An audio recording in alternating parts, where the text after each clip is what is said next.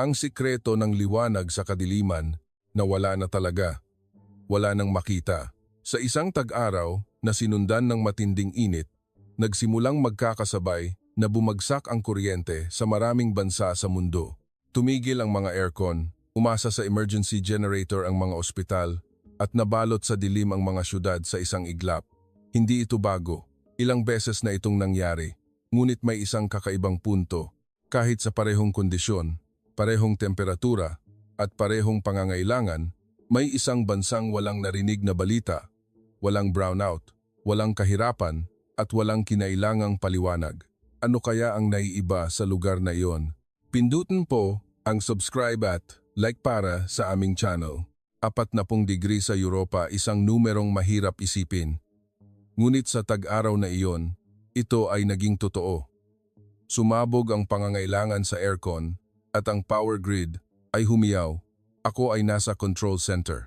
Pinanood ko ang pagdami ng pulang ilaw sa screen, isa-isa, at sa loob lamang ng 7 minuto, 16 na bansa sa Europa ang sabay-sabay na lumubog sa dilim. Ang pangalan ko ay Dr. Elias Eli Panganiban. Sa loob ng 30 taon, nakita ko na ang hindi mabilang na krisis sa sistema ng kuryente. Ngunit ang gabing iyon ay iba. Ito ang unang pagkakataon na nakita ko ang sabay-sabay na pagbagsak ng buong European grid. Inatasan ako bilang chief consultant sa on-site, ngunit wala akong nagawa.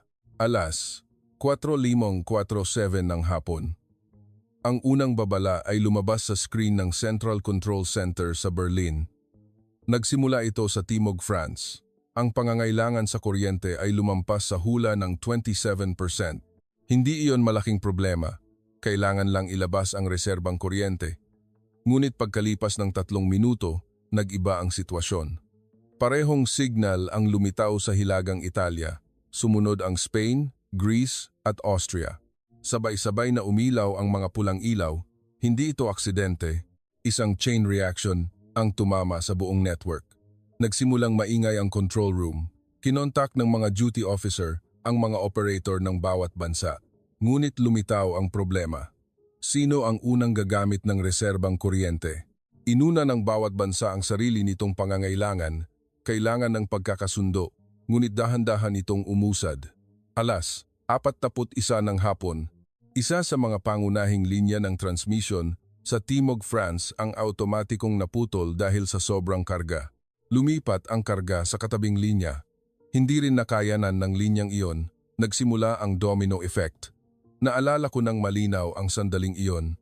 Umalingaw-ngaw ang mga alarm.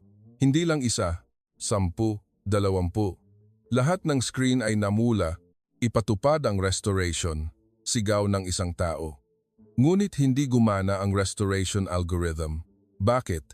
Dahil ang sitwasyong ito ay hindi sinama sa disenyo noong una. Handa sila sa blackout ng isang bansa, ngunit ang sabay-sabay na krisis sa 16 na bansa ay wala sa manual. Tumigil ang sistema. Ang pagpapasya ay napunta sa tao, ngunit sino ang magdedesisyon? Sabi ng operator ng France, kailangan nilang kumonsulta sa Germany. Humingi ang Germany ng pag-apruba mula sa Energy Commission ng European Union. Nagpatawag ang komisyon ng pulong ng mga ministro ng bawat bansa. Perpekto ang proseso, sumusunod sa patakaran. Ngunit hindi naghintay ang power grid. Alas 4:40 ng hapon. Sabay-sabay na nangyari ang malawakang blackout sa 16 na bansa sa Europa. Namatay ang ilaw sa emergency room ng mga ospital. Huminto ang tren sa ilalim ng lupa. Naparalisa ang komunikasyon.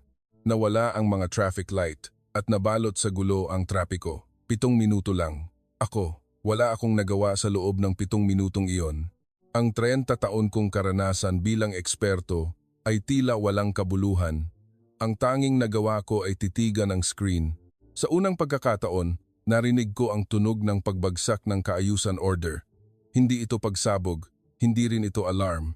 Ito ay katahimikan, lahat ay nawalan ng salita. Inabot ng maraming oras ang pagbabalik ng kuryente. Ang pinsala ay hindi masukat. May mga namatay dahil huminto ang ventilator sa ospital. Kinabukasan, nagpatawag ng emergency meeting. Nagtipon ang mga ministro ng iba't ibang bansa. Nagsimula ang pagtuturuan. Sinisi ng France ang Germany. at kinuwestiyon ng Germany ang disenyo ng sistema. Sinabi ng media na ang sanhi ay ang record na init. Ginamit ang salitang force majeure.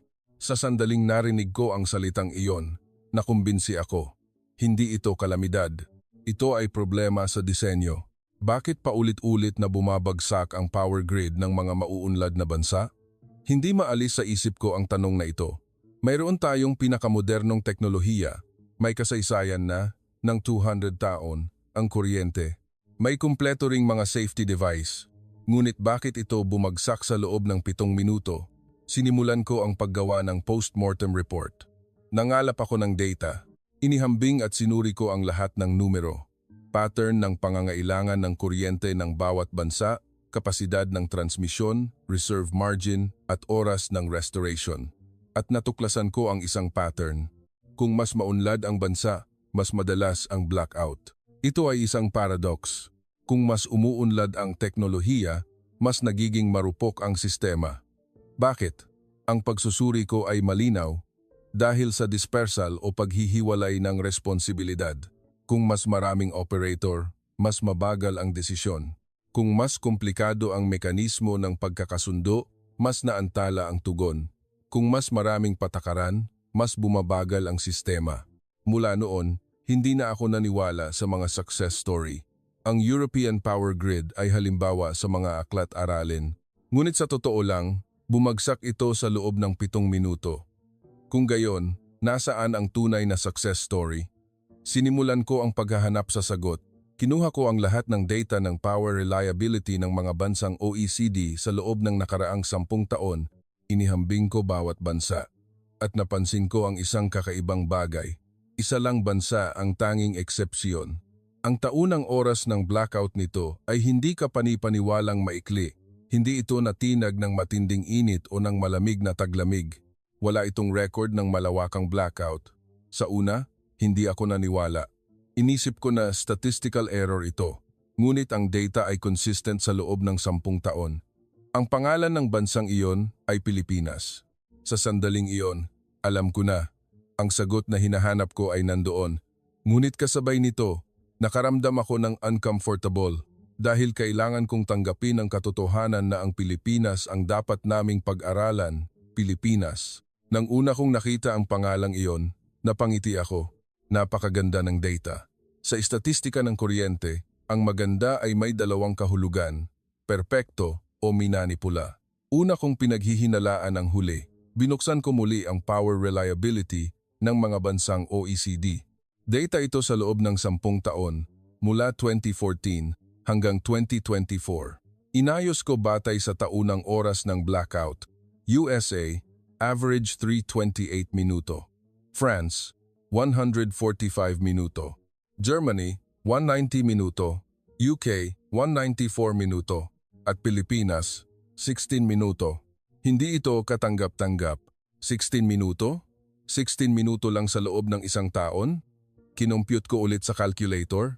Baka nagkamali ako ng basa. Baka segundo? Hindi minuto. Hindi, minuto. 3 beses kong binura ang numerong iyon at 4 na beses kong kinuha ulit. Pareho pa rin. 16 minuto. Baka iba ang standard ng istatistika, bulong ko sa sarili. Bahagyang nag-iiba ang paraan ng pagsukat ng blackout sa mga bansang OECD. Ang iba ay nagre-record lang ng 5 minuto pataas. Ang iba, kasama na ang 1 minuto pataas. Baka maluwag ang standard ng Pilipinas. Hinanap ko ang orihinal na report. Sa halip, mas mahigpit ang standard ng Pilipinas. Nagre-record sila ng lahat ng blackout na 3 minuto pataas. Kasama na ang planned outage. Mas mahigpit kaysa sa ibang bansa. Baka dahil maliit na bansa lang, gumawa ako ng pangalawang hypothesis. Kung maliit ang lupain, mas madali ang pamamahala. Maikli lang ang distansya ng transmission, ngunit hindi rin ito tugma. Ang lupain ng Pilipinas ay binubuo ng mga isla na mas mahirap pamahalaan.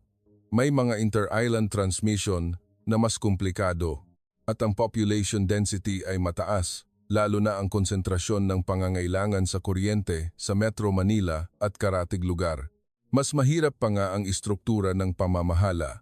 Unti-unti, naging uncomfortable ako. Sunod kong sinuri ang klima. Baka tropical lang ang klima ng Pilipinas kaya maliit lang ang pagbabago sa pangangailangan. Binuksan ko ang data.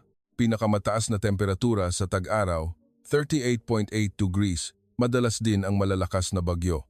Mas matindi kaysa sa Europa. Ang istruktura ay nagpapahiwatig ng pagsabog ng pangangailangan sa aircon. Gayunpaman, 16 minuto pa rin ang blackout. Posibleng may trick sa reporting. Gumawa ako ng pangatlong hypothesis. Siguro, kinaklasipika ng Pilipinas ang maliliit na blackout bilang maintenance para alisin sa estatistika. Isang clever na paraan para mapaganda ang numero, kaya kinuha ko ang detalyadong report ng Manilawag. Nakarecord ang lahat ng blackout, ang 1-minutong outage, ang 3-minutong outage, kasama na ang planned outage. Transparent ito, walang tinatago. Nawalan ako ng salita. Nangangahulugan ba ito na totoo ang numerong ito? Muli kong inilatag ang data. Hinati ko na sa bawat taon. Baka maganda lang ang isang partikular na taon. Baka may taong sinuwerte lang. 2014, 15 minuto. 2015, 18 minuto. 2016, 12 minuto. 2017, 16 minuto. 2018, 14 minuto. Halos pareho sa loob ng 10 taon.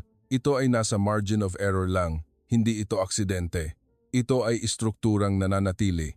Ang hindi komportableng katotohanan ay laging nagsisimula sa mga numero. Tumayo ako. Tiningnan ko ang labas ng bintana. Nakita ko ang tanawin ng Berlin, isang syudad na 6 na oras na natigil dahil sa blackout 2 linggo na ang nakalipas. Ang numerong ito ay totoo, bulong ko. Ang Pilipinas ang dapat naming pag-aralan. Sa sandaling binitawan ko ang mga salitang iyon, may nagbago. Hindi na ako nagduda sa data.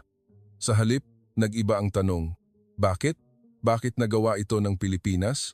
Pinalawak ko ang comparative analysis. Hindi lang oras ng blackout ang tiningnan ko. Sinuri ko ang pattern ng pangangailangan, reserve, bilis ng restoration, at capital expenditure. At natuklasan ko ang isa pang kakaibang punto. Walang record ng malawakang blackout. Ang USA ay nagkaroon ng blackout noong 2003. Ang Europa ay nagkaroon noong 2006, 2021 at 2024. Pero ang Pilipinas, wala. Kahit isa sa loob ng 10 taon. Hindi ito istatistika na pagtanto ko. Ito ay sistema. Ayon sa nakalap kong impormasyon, stable ang Pilipinas kahit sa panahon ng matinding init. Noong tag-araw ng 2018, naranasan din ng Pilipinas ang halos 40 graus na init. Nag-record ng pinakamataas na pangangailangan sa kuryente. Ngunit walang blackout. Paano ito nangyari? Sinimulan kong pag-aralan ang istruktura ng operasyon ng kuryente sa Pilipinas. Generation, transmission, distribution, control, paano sila nagkakaugnay.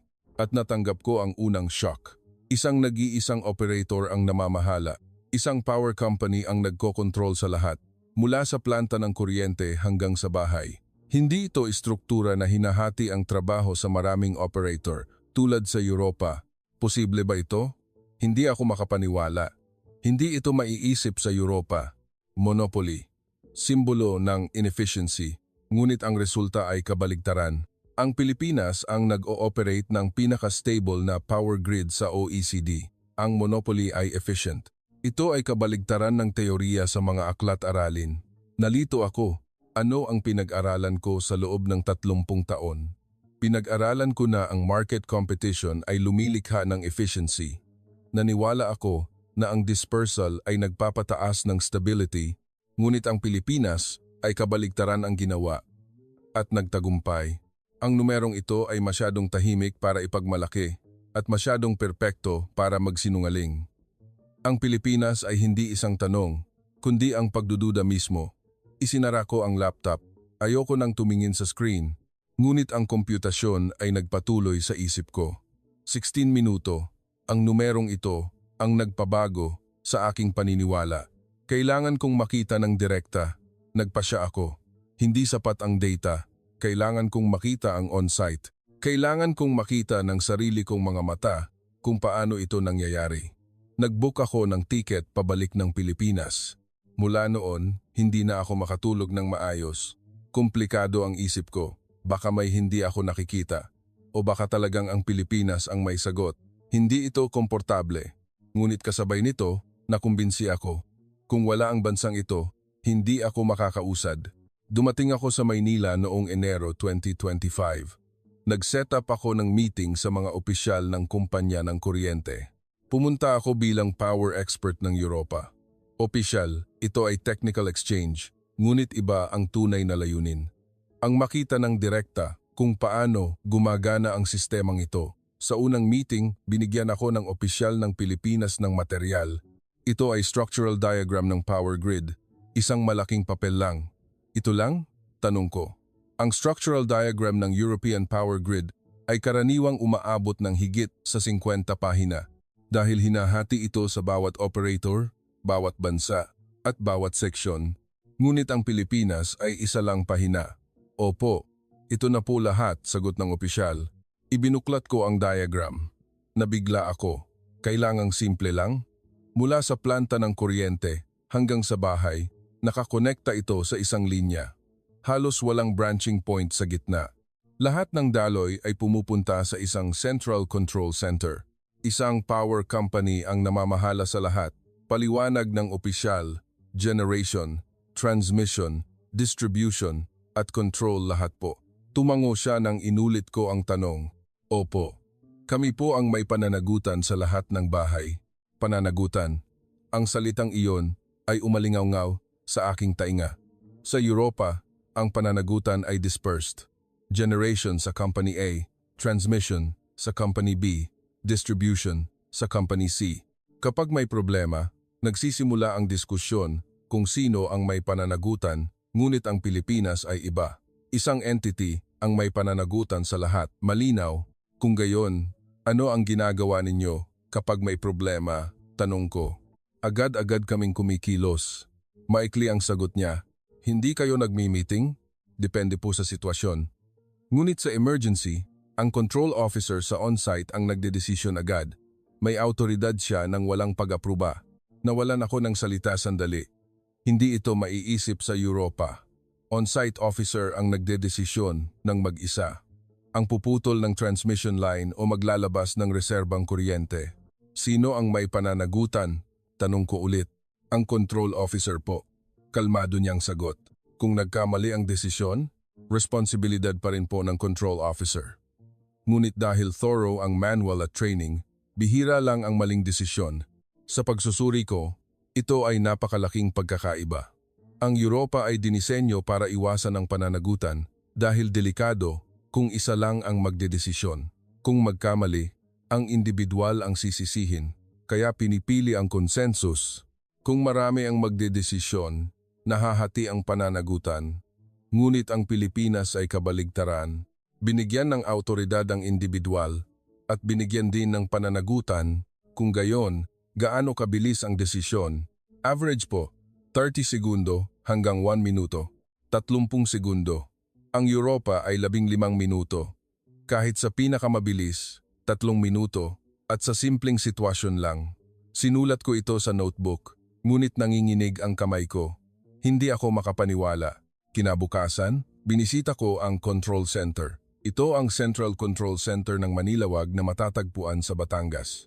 Ito ang lugar na kumokontrol sa buong power grid ng Luzon real-time. Iba na ang vibe sa mismong pasukan. Mahigpit ang security. 3 beses akong nagpa-security check. Naramdaman ko kung gaano kaimportante ang lugar na ito. Pumasok ako sa loob. Ang unang impresyon ko ay katahimikan. Masyadong tahimik. Ang control center ng Europa ay laging may tension. Tumakbo ang mga tao, nagri-ring ang telepono, at nagliliparan ng mga utos. Ngunit dito, iba. Katahimikan. Bakit po napakatahimik? Tanong ko sa control officer na gumabay sa akin. Dahil po walang problema, ngiti niyang sagot. Hindi ba peak hour ng pangangailangan ngayon? Tama po. Ngunit nasa loob ng forecast. Forecast. Lumabas ulit ang salitang ito. Tiningnan ko ang central screen sa control room. Ipinapakita ang pangangailangan ng kuryente sa buong bansa real-time. Gumagalaw ang graph. Tumaas ang pangangailangan, ngunit walang nagtatensyon. Ano ang gagawin ninyo kapag ang numero ay umabot sa delikadong level? Tanong ko. Inaayos namin bago ito umabot. Paano? Inilalabas namin ang reserbang kuryente ng maaga at hinahati namin ang karga sa pagitan ng mga rehiyon. Bago mangyari ang aksidente, sa sandaling iyon, napagtanto ko. Hindi minamanage ng Pilipinas ang kuryente, kinokontrol nila. Ang Europa ay nagre-react kapag may aksidente. Parang pinapatay ang apoy kapag nasunog. Ngunit ang Pilipinas ay iba. Inaalis nila ang mitsa bago magkaroon ng apoy. Hindi restoration pagkatapos ng aksidente, kundi paghadlang sa aksidente. Kung gayon, kailan nangyayari ang tunay na blackout? Kapag ang sitwasyon ay lumabas sa forecast. Ngunit bihira lang po ang ganoong kaso. Gaano kadalas? Ilang beses lang po sa isang taon. Ang Europa ay ilang daang beses sa isang taon. Nawalan ako ng salita. Sa sandaling iyon, biglang tumunog ang alarm. Anong nangyari? Nagtensyon ako. Sa Europa, kapag tumunog ang alarm, nagkakagulo. Nagtatakbuhan ng mga tao at nagpapatawag ng crisis room. Ngunit dito, iba. Isang control officer lang ang tumayo mula sa upuan niya. Tiningnan niya ang screen. May tiny pe at umupo ulit. 30 segundo. Anong nangyari? Tanong ko. Ang pangangailangan sa isang partikular na rehiyon ay lumampas sa hula. Inilabas namin ang reserbang kuryente. Iyon lang? Opo. Hindi ako makapaniwala. Walang meeting o pag-aproba ang kailangan. Sinunod lang ang manual. Hindi malakas ang utos, ngunit ang resulta ay decisive. Pagkalipas ng 5 segundo, nawala ang warning light sa screen. Bumalik sa normal ang numero. Hindi sila nagmamadali, na para bang walang nangyari dahil tapos na ang response. Nanatili ako sa control center ng buong araw na iyon. 3 beses pang naganap ang sitwasyon, pareho pa rin. Isang tao ang nagdedesisyon, agad-agad ipinapatupad, walang ingay, walang pagkalito. Ang kontrol ay hindi ingay, kundi tiwala. Kinagabihan, nakipaghapunan ako sa opisyal. Mayroon akong isang bagay na iniisip, maingat kong tanong. Sa Europa, ang ganitong istruktura ay kukwestiyonin bilang diktatorial. Ano ang pananaw ninyo? Nag-isip siya sandali at sinabi, ang kalayaan ay paghihiwalay, ngunit ang katatagan ay desisyon. Isinulat ko ang mga salitang iyon sa notebook. Pinili ng Europa ang kalayaan. Maraming operator, maraming boses, maraming decision maker. Ito ay democratic, ngunit mabagal. Pinili ng Pilipinas ang desisyon. Isang entity, isang desisyon, isang pananagutan. Mukha itong dictatorial, ngunit mabilis at stable. Dumating ang sandali na kailangan kong baguhin ang paradigm na pinaniwalaan ko. Sumusunod kami sa kabaligtaran na direksyon. Naniwala ang Europa na ang consensus ay order, ngunit iginiit ng Pilipinas na ang pagpapatupad ay order. Ang order ay hindi philosophy, kundi execution. Bumalik ako sa hotel noong gabing iyon at binuksan ang notebook. Binuo ko ang nakita ko. Iisang operator, malinaw na pananagutan, mabilis na desisyon, proactive na pag-iwas. 4 na ito ang core ng power grid ng Pilipinas. At napagtanto ko, hindi lang ito problema sa teknolohiya. Ito ay pilosopiya ng pagpapatakbo ng bansa. Nayanig ang paniniwala ko. Ang pinaniwalaan kong tama sa loob ng 30 taon ay bumagsak. Pinag-aralan ko na ang dispersal ay nagpapataas ng stability. Naniwala ako na ang consensus ay democratic. Ngunit ang Pilipinas ay kabaligtaran at nagtagumpay. Ang order ay isang choice. Pinili namin ang aming paraan at pinili ng Pilipinas ang kanilang paraan at ang resulta ay malinaw. Ang Pilipinas ang nanalo. Pagbalik ko mula sa Pilipinas, para akong sinapian, gusto kong sirain ang sistemang ito dahil mukha itong napaka-perpekto.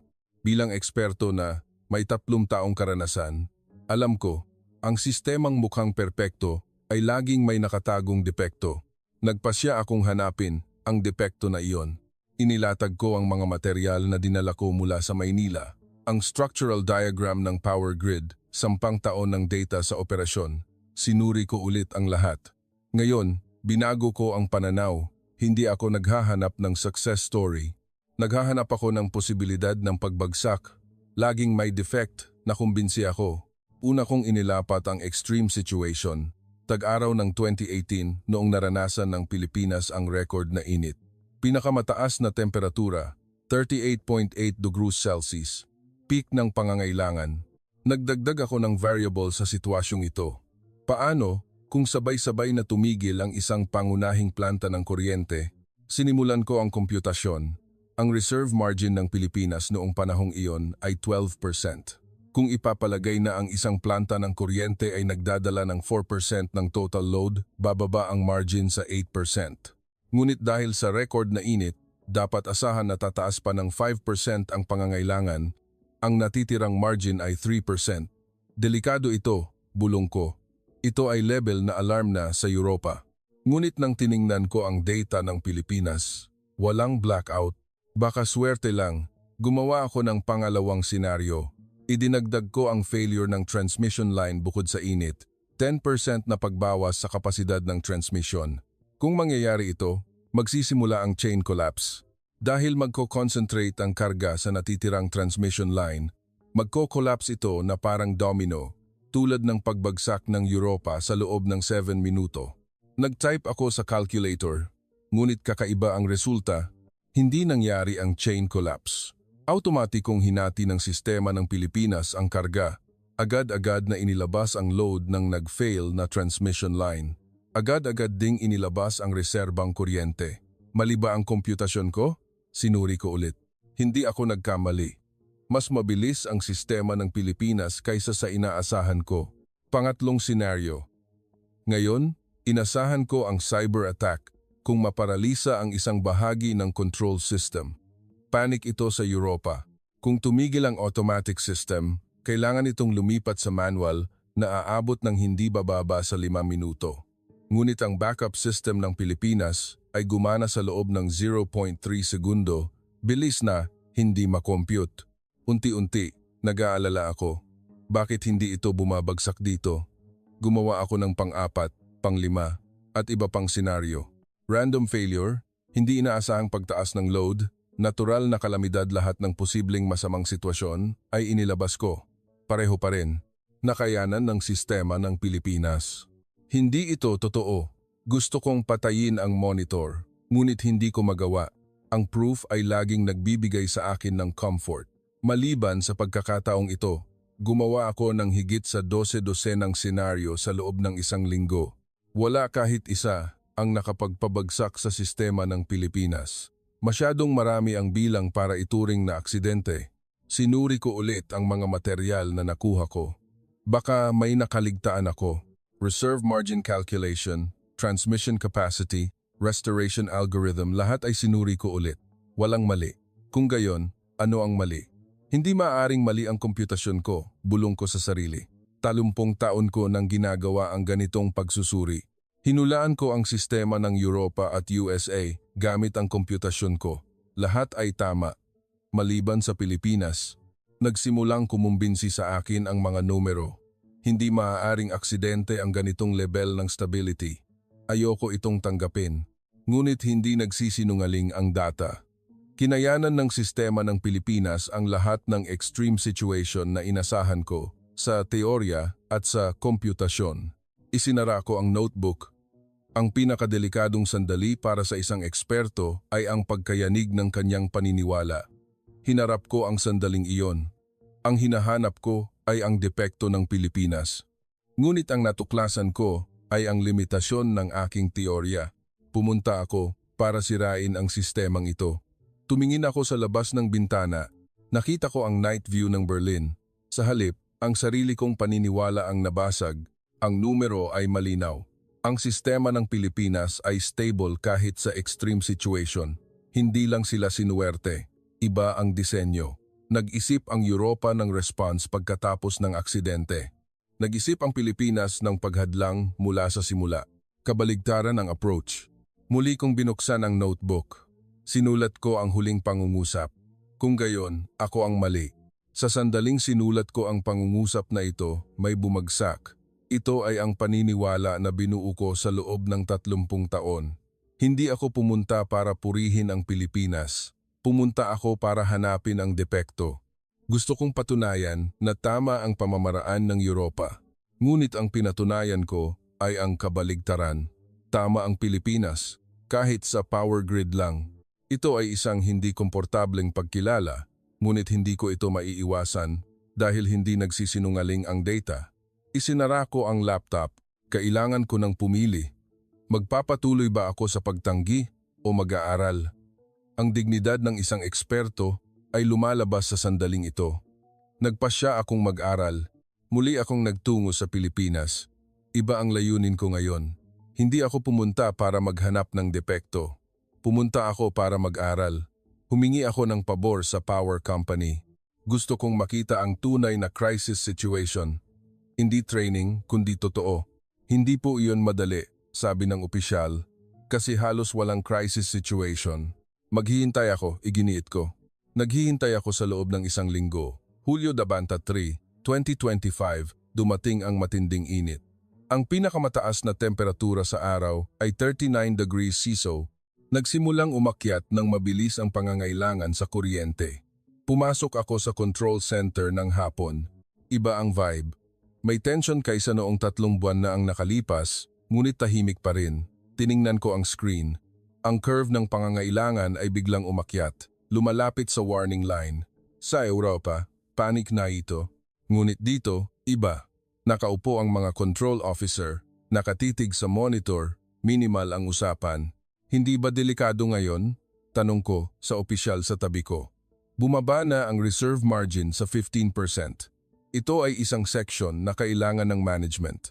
Ngunit bakit walang gumagalaw? Nasa loob pa po ng manual. Manual. Lumabas ulit ang salitang ito. Alas 5:07 ng hapon.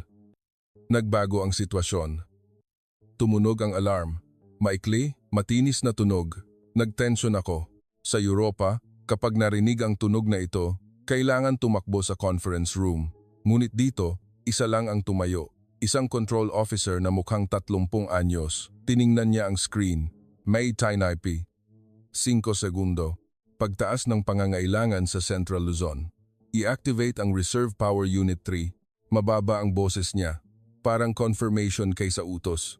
Nagbago ang screen. Nagsimulang umusad ang kuryente sa Central Luzon. Nag-stabilize ang linya. 10 segundo lang. Nag-aproba po ba kayo? Tanong ko. Hindi po kailangan. Nasa loob po ng autoridad. Sagot ng opisyal. Ito, ang unang beses na nakita ko ang isang lugar na napakatahimik sa panahon ng crisis. Alas 3 ng hapon, tumunog ang pangalawang alarm. Ngayon, mas seryoso. Sabay-sabay na sumabog ang pangangailangan sa Metro Manila at Cavite. Bumaba ang reserve margin sa 10%. Napahinga ako ng malalim. Sa Europa, sa puntong ito, nagpapatawag na ng emergency meeting, aabutin ng hindi bababa sa 10 minuto. Ngunit ang control room ay tahimik pa rin. 3 control officer ang sabay-sabay na gumalaw. Malinaw ang kani-kanilang area of responsibility. I-activate ang Unit Talan Reserve Power. Simulan ang load distribution sa Manila. I-reroute ang transmission sa South Cavite. 3 utos ang halos sabay-sabay na ibinigay. Walang meeting, walang consensus. Bawat isa ay kumikilos sa sarili nilang desisyon, ngunit walang conflict. Hindi malakas ang utos, ngunit decisive ang resulta. Pagkalipas ng 30 segundo, nag-stabilize ang demand curve. Bumalik ang reserve margin sa 15%. Paano ninyo ito naayos? Tanong ko. Nagulat. Sa pamamagitan po ng manual, may nakatakdang response procedure po kami para sa bawat sitwasyon. Kung gayon, sino ang nagdedesisyon? Ang control officer po sa on-site. Ang taong pinakamahusay na nakakaalam sa sitwasyon ang nagdedesisyon. Sa pagsusuri ko, ito ang core. Ang Europa ay nagdedesisyon sa itaas. Ang on-site ay nagre-report lang. Ang desisyon ay bumababa mula sa itaas, kaya mabagal. Ang Pilipinas ay nagdedesisyon sa on-site. Ang autoridad ay inilipat pababa, kaya mabilis. Alas 4 ng hapon. Ang pangatlong alarm. Ngayon, ito na ang tunay na crisis. Isang pangunahing planta ng kuryente ang emergency stop.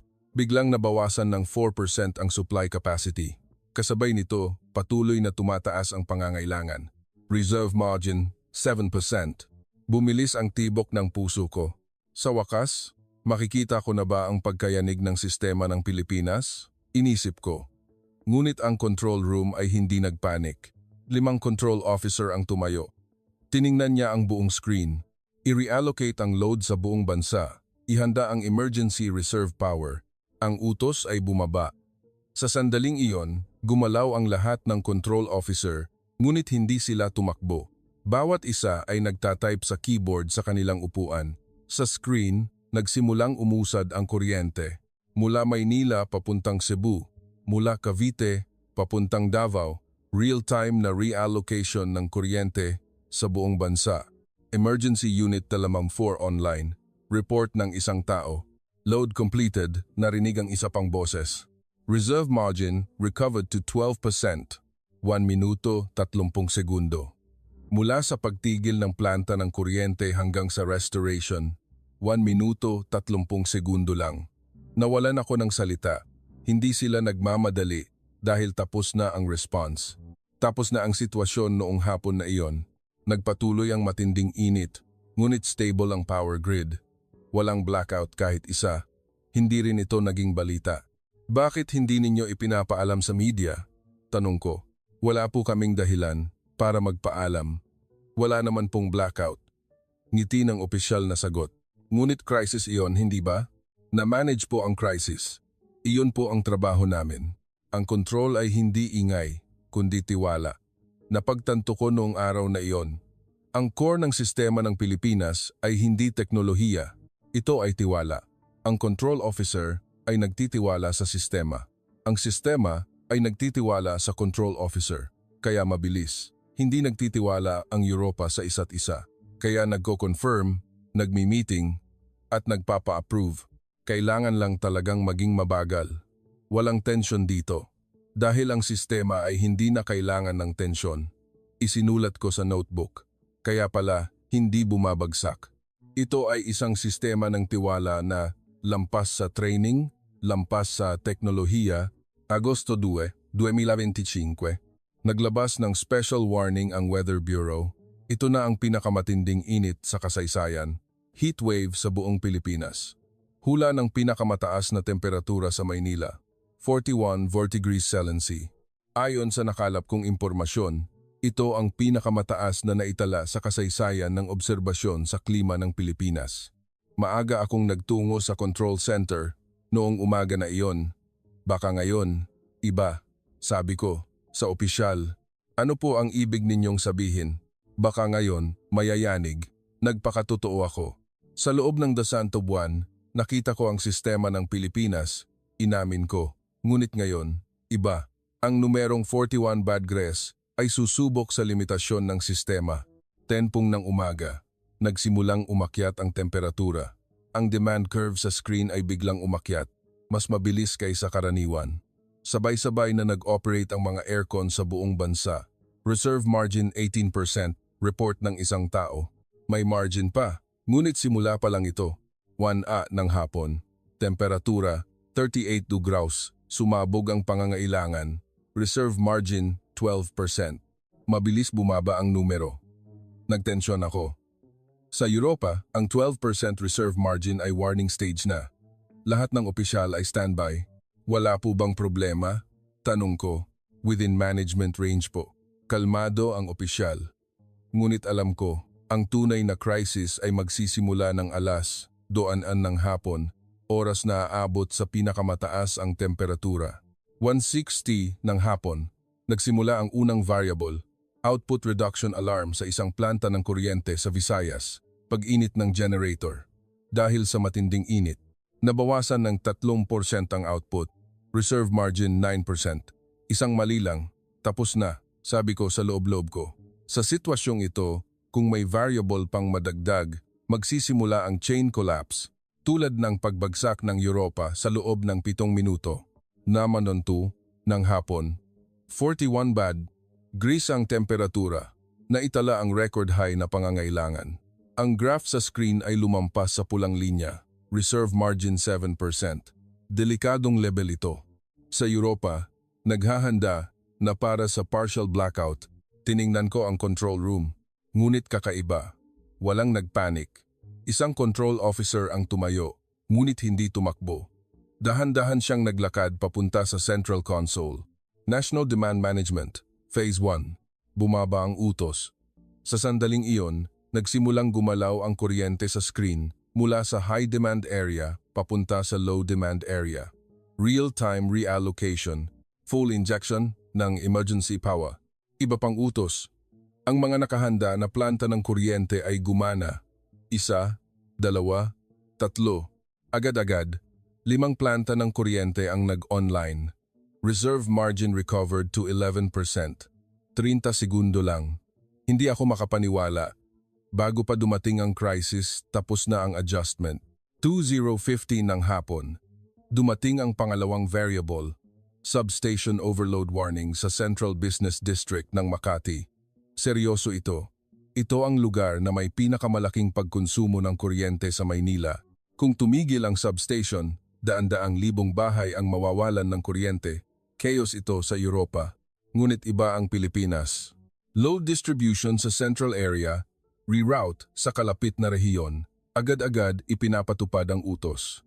Ang isang bahagi ng kuryente sa central area ay inilipat sa kalapit na rehiyon. Agad-agad nabawasan ang karga ng substation, 10 segundo lang. Sa 20 taong data na hawak ko, wala pa akong nakitang ganito kabilis. 3 ng hapon. Umabot sa peak ang temperatura, 41 degrees CO. Ang pangangailangan sa kuryente ay record high din. Ang numero sa screen ay patuloy na umaakyat. Napahinga ako ng malalim. Ngayon nababagsak, bulong ko sa loob-loob ko. Ngunit hindi ito bumagsak. Tahimik ang control room. Walang alarm. Ang mga control officer ay nakatitig sa monitor sa kani-kanilang upuan. Reserve margin 9%. Nasa delikadong level pa rin. Ngunit stable. Titig na titig ako sa screen. Ang kuryente sa buong bansa ay gumagalaw ng organic. Mula Maynila papuntang Cebu, mula Cavite papuntang Davao. Parang isang nabubuhay na organismo, ibinibigay sa nangangailangan, kinukuha sa sobra, real-time, demand peak past. 3:17 ng hapon, dumating ang report. Reserve margin, recovered to 12%. Tapos na, nakayanan ng Pilipinas ang pinakamatinding init sa kasaysayan. Walang blackout kahit isa. Nakatingin lang ako doon, tulala.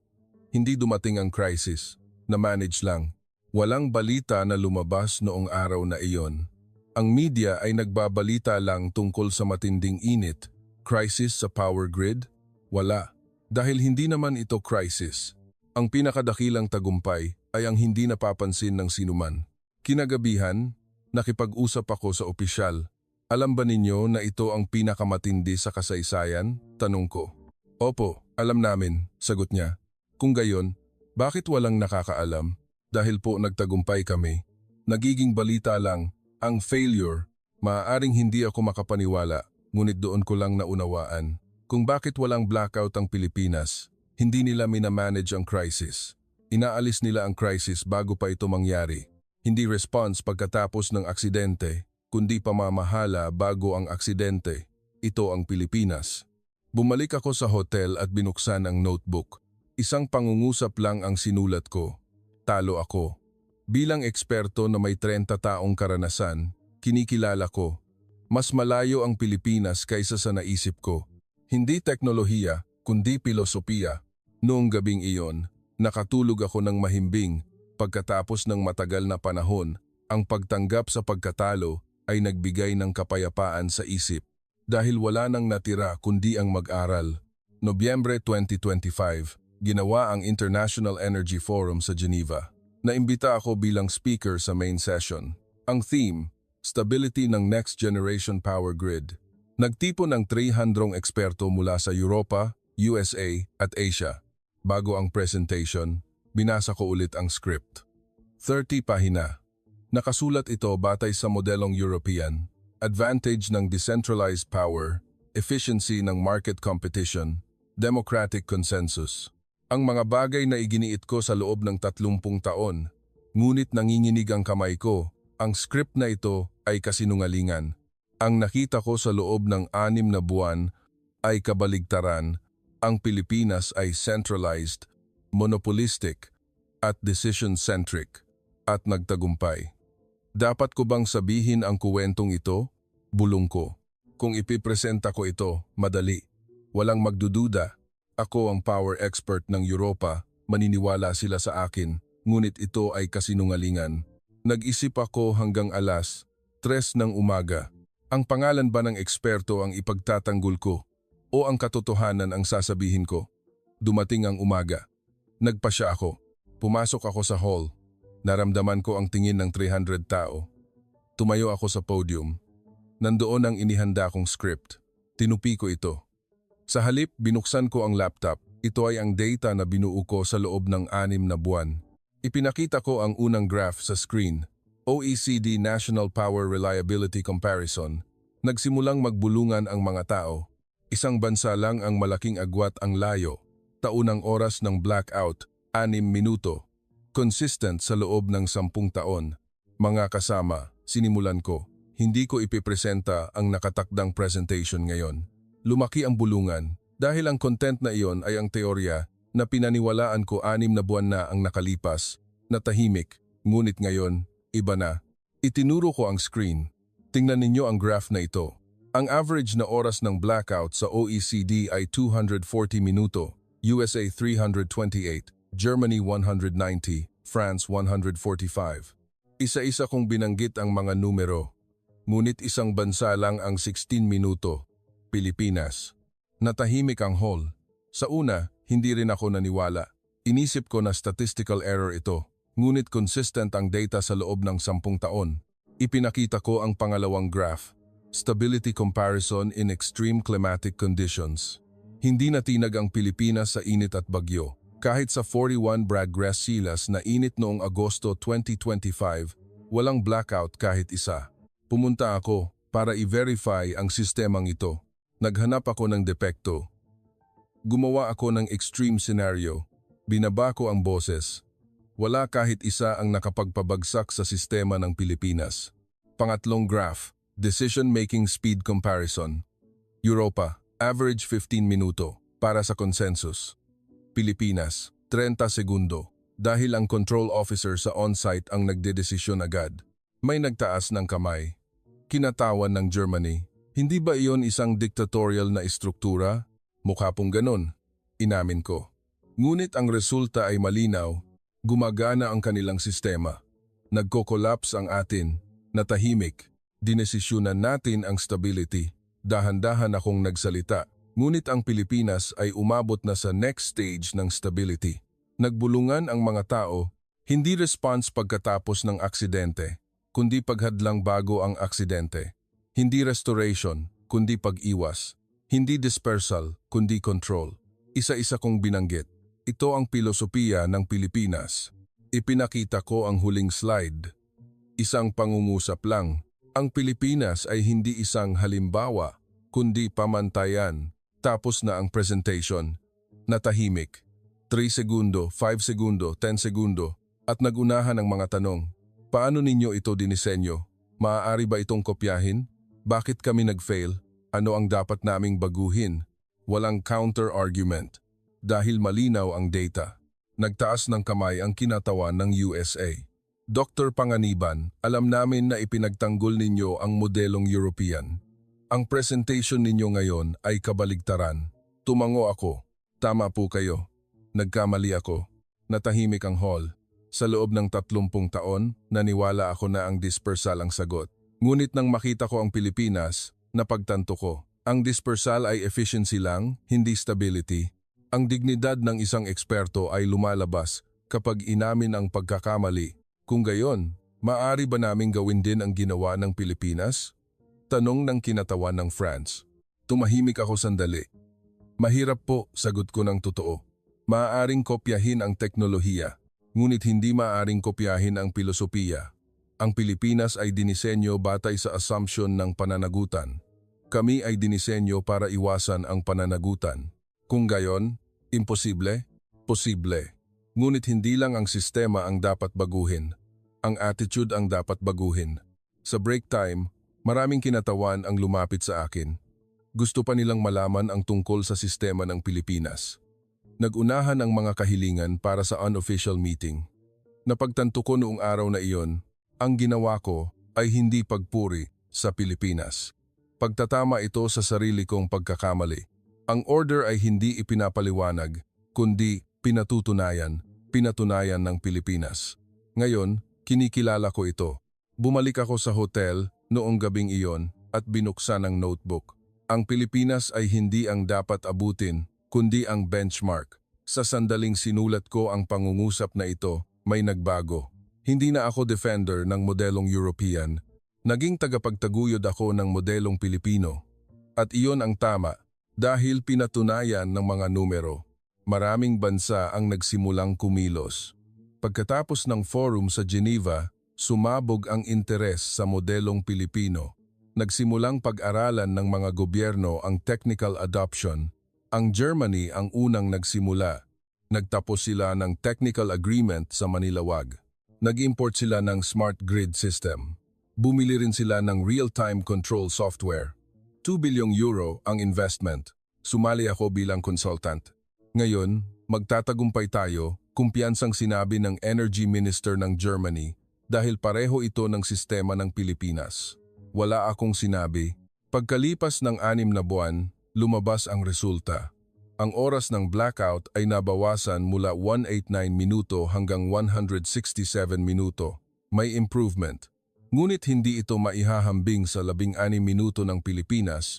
Bakit ganito? Tanong ng minister. Pareho ang sistema. Bumisita ako sa control center ng Germany.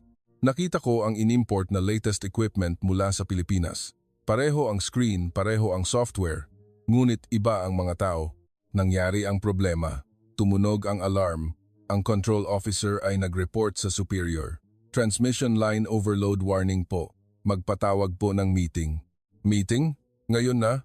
Meeting, sagot ng superior. Pagkalipas ng 10 minuto, nagtipon ang mga tao. Bawat isa ay nagpahayag ng opinion, nagnegosasyon para sa consensus. Inabot ng 15 minuto. Sa Pilipinas, 30 segundo lang sana. Bakit hindi kayo nagdesisyon agad? Tanong ko. Nandoon ang manual, hindi ba? Ngunit kailangan ng confirmation. Kaninong confirmation? Ng superior. Dahil kung magkamali, kailangan kong tanggapin ang pananagutan. Pananagutan? Lumabas ulit ang salitang ito. Pareho ang nangyari sa France. Nag-import ng sistema ng Pilipinas. Ngunit ang istruktura ng operasyon ay pareho pa rin. Maraming operator ang naghahati. Kapag may problema, nagsisimula ang diskusyon kung sino ang may pananagutan. Ang resulta ay limited. Nabawasan mula 245 minuto hanggang 215 minuto. Malayo pa rin sa Pilipinas. USA at UK, pareho rin. Bumili ng sistema, ngunit iba ang resulta sa Pilipinas. Sa pagsusuri ko, malinaw ang dahilan. Dahil pinanatili nila ang istruktura ng dispersal ng pananagutan. Ang Pilipinas ay isang single operator na may pananagutan sa lahat. Mabilis ang desisyon at malinaw ang pananagutan. Ngunit ang ibang bansa ay iba. Binago ang sistema, ngunit ang istruktura ay pareho pa rin. Naghahati pa rin ng pananagutan. Kapag dumating ang crisis, hinanap muna ang consensus. Mabagal ang desisyon. Muling dumating ang matinding init sa Europa. Oras ng pagsubok para sa Germany. Ito ang unang pagsubok mula nang i-adopt ang sistema ng Pilipinas. 39 degraus Celsius ang temperatura. Mabilis na tumaas ang pangangailangan. Nasa control center ako. Tumunog ang alarm. Bumaba ang reserve margin sa 10%. Agad-agad kumilos. Sabi ko, sundin ang manual. Ngunit ang control officer ay kinuha ang telepono. Kailangan kong mag-report sa superior. Wala tayong oras ngayon, sigaw ko. Paumanhin po. Patakaran po ito. Pagkalipas ng 5 minuto, bumaba ang approval. Ipinatupad ang response, ngunit huli na. Nangyari ang blackout sa ilang rehiyon. Na-restore sa loob ng 30 minuto, ngunit may pinsala. Noong gabing iyon, binisita ako ng minister ng Germany. Bakit hindi gumagana? Tanong niya. Pareho ang sistema ng Pilipinas. Tumahimik ako sandali. Pareho ang sistema, ngunit iba ang attitude. Dinisenyo ang Pilipinas batay sa assumption ng desisyon. Kung magkamali, ang individual ang may pananagutan. Ngunit tinatago natin ang pananagutan sa likod ng sistema. Binili nila ang sistema dinisenyo ng Pilipinas ang pananagutan. Ito ang decisive na pagkakaiba. Maaaring import ang teknolohiya, ngunit hindi maaaring import ang desisyon. Gumawa ako ng report. Ang title, Analysis of Failure in Adopting the Philippine Model. Ang conclusion ay malinaw. Ang power grid ng Pilipinas ay resulta ng national attitude na highly developed, hindi teknolohiya. Sa sandaling sinulat ko ang pangungusap na ito, naayos ang lahat. Ang Pilipinas ay may pilosopiya na lampas sa power grid. Mabilis na desisyon, malinaw na pananagutan, proactive na paghadlang sa krisis. Hindi lang ito problema ng power grid. Sinuri ko ang iba pang sektor ng Pilipinas. Security, administration, disaster response. Pareho lang, response sa COVID noong 2020. Mabilis na desisyon at agad-agad na execution. Parehong pamamaraan sa bawat national crisis. Ang kawalan ng blackout ay hindi aksidente. Alam na ng bansang iyon kung paano i-handle ang crisis.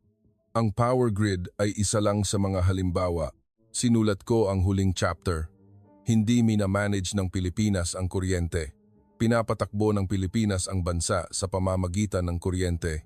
Ang pangungusap na ito ang nagpaliwanag sa lahat. Maaaring kopyahin ang teknolohiya, ngunit hindi maaaring kopyahin ang pilosopiya.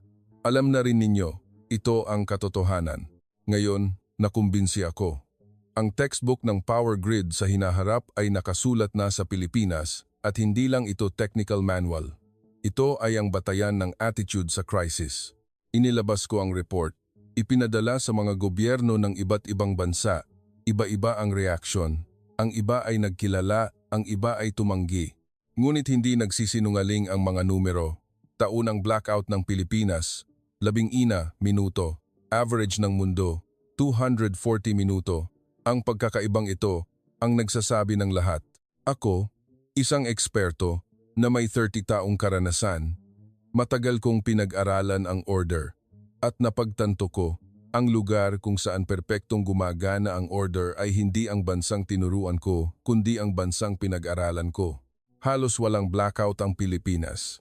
Hindi lang ito technical achievement, ito ay ang mukha ng bansa na may attitude sa crisis.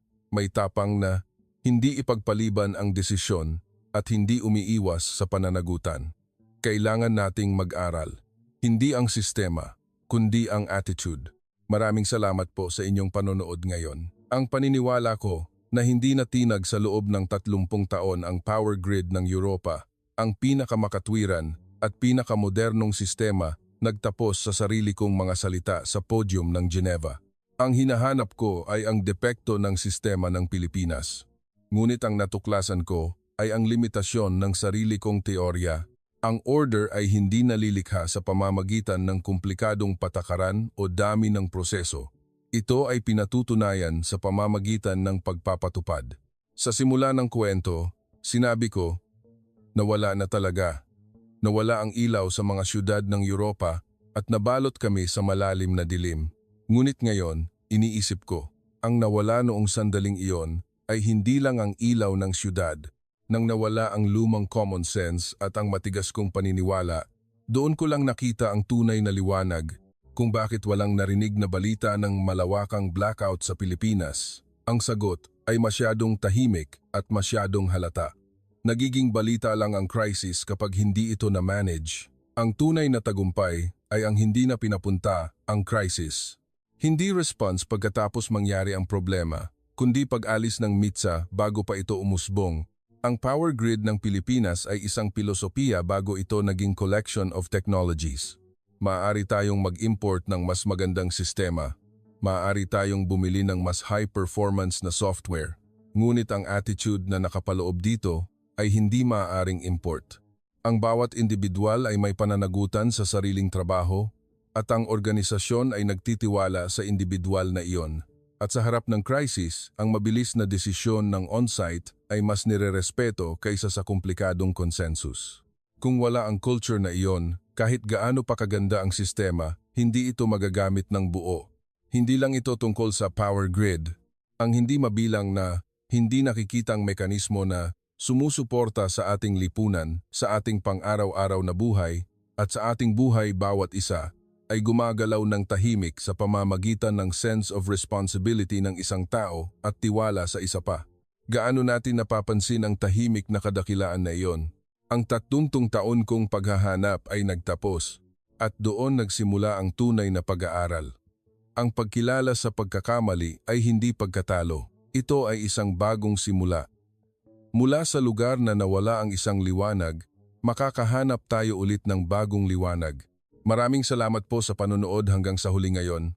Hanggang dito na lang ang kwento ngayon. Kung tumagos ang kwentong ito sa inyong puso, pakiusap, iparinig ang inyong boses sa like at comment. At ang subscribe ay isang imbitasyon para sa susunod na kwento.